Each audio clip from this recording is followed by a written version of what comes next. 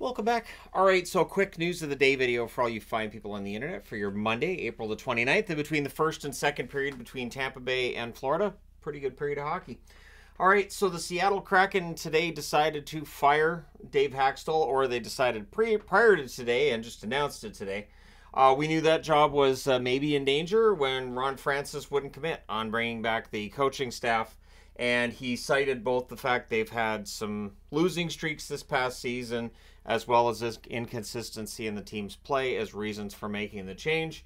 For Seattle, I think part of it is that they probably overachieved in year two. They probably weren't quite as good as they looked in year two. I don't think they were quite as bad as they looked in year three, but at any rate, they didn't announce anybody to replace him today. I guess that search is beginning, or they'll make the announcement soon. We'll see. Always watch for around draft time. Usually stuff like that gets figured out around draft time. Before the draft, you want to have your whole staff in place, so we'll see. It was announced today too that Bob Cole's funeral will be held Friday in St. John's, Newfoundland, where he's from. And hey, I got family down in St. John's myself. And that's at St. Thomas Anglican Church. And yes, St. John's is the right way of saying it.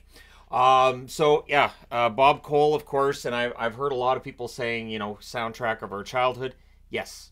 The sound of his voice on Hockey Night in Canada, that's my childhood. It is a shame that Sportsnet doesn't have the rights to the original Hockey Night in Canada theme song, because that's really what you remember is the original Hockey Night in Canada theme playing, and then he would come in with Dick Irvin Jr., and it was magic. It was absolutely great. And of course Harry Neal was there in the booth with them as well. But yeah, I think that was some of the best announcing I ever heard in hockey, and I would expect that his funeral will be very, very, very well attended. Really a beloved figure in the hockey world in Canada and globally, really. So Dillon is not going to play tomorrow for the Winnipeg Jets. Of course, we know that he got his hand gashed up pretty good, but he's only considered day-to-day. We'll see. I mean, teams don't really tell us what's going on usually, but during the playoffs, it's even more so, right?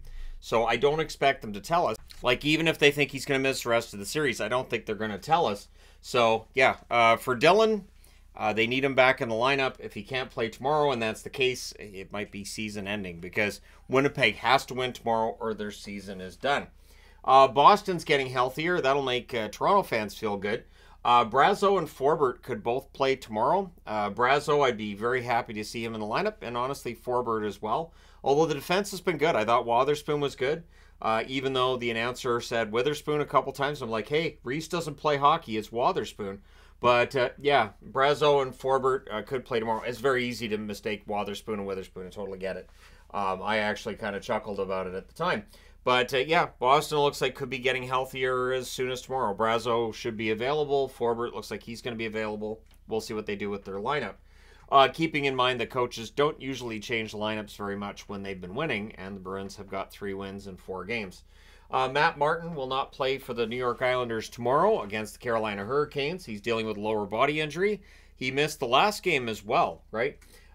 Which got Ishikov in there, and I thought Ishikov played pretty well. I'd like to see Ishikov in their lineup full-time next season, but we'll see what we'll see what happens there. First, I sneezed and had to pause for that. Now, anyways, frog in my throat. All right, anyways, there you go. All caught up on the rest of today's news, and if there's more news before the end of the night, I guess I could do another news video, but that should be it for today. So let me know your thoughts. Hit like and subscribe if you haven't done so, and let me know who you think's going to be the new coach for the Seattle Kraken. Who do you think Ron Francis will bring in? Will he bring somebody up? Is the reason that he didn't name a replacement? Maybe there's somebody in the AHL he wants, or maybe it's an assistant coach from a team that's currently in the playoffs. That has happened before. So let me know your thoughts. Hit like and subscribe if you haven't done so already. Thank you guys so much for all your support. I will talk to you again soon.